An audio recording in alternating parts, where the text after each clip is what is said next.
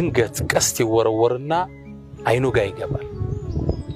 አይኑ ፈሰሰ፣ ተንጠለጠለ። በስብና በጅማቱ ብቻ ተንጠልጥሎ ጉንጩ ላይ ቁጭ አለ። ከዛ ጓደኞቹ መጡ፣ ሲያዩት አይኑ ወጥቷል።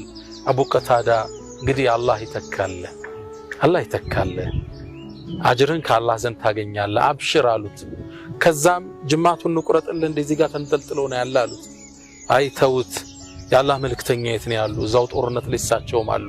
ወደ እርሳቸው ወሰዱኛል። ነብዩ መሐመድ ጋር መጣ። አዩት። ምን ፈልገ ነው? የአላህ መልእክተኛ አይኔ እኮ እንዲህ ሆነ። መልእክተኛው አንድ ነገር አሉት።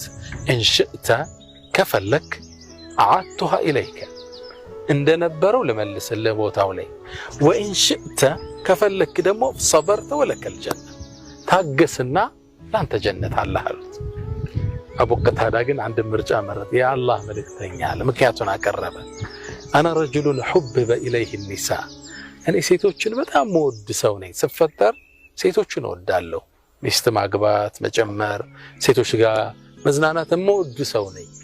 ምናልባትም አይኔ እንዲፈሶ ሴት ስታይ ፍላጎቷ ሊቀንስ ይችላል። እምጠይቃትን ሴት ላላገኝ ይችላለሁ። የአላህ መልእክተኛ አይኔን ወደ ቦታው መልሱልኝ፣ አልጀነቱ ኢንሻአላህ አላቸው። ጀነት ኢንሻአላህ ባላህ ፍቃድ ጀነት እናገኘዋለን አላቸው። እዚህ ቦታ ላይ ይላል ራውል ሐዲስ ፈضحك النبي صلى الله عليه وسلم መልእክተኛው ፈገግ አሉ። የአቡ ቀታዳ አቀራረብ ገርሟቸው ከዛ ማነሱና አይኑ ውስጥ ከተው እጃቸውን አሳረፉበት።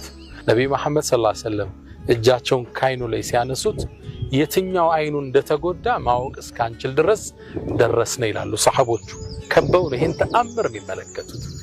ይሄ የነብዩ ሰለላሁ ዐለይሂ ወሰለም አስገራሚ ተአምራቶች ውስጥ አንዱ ነው።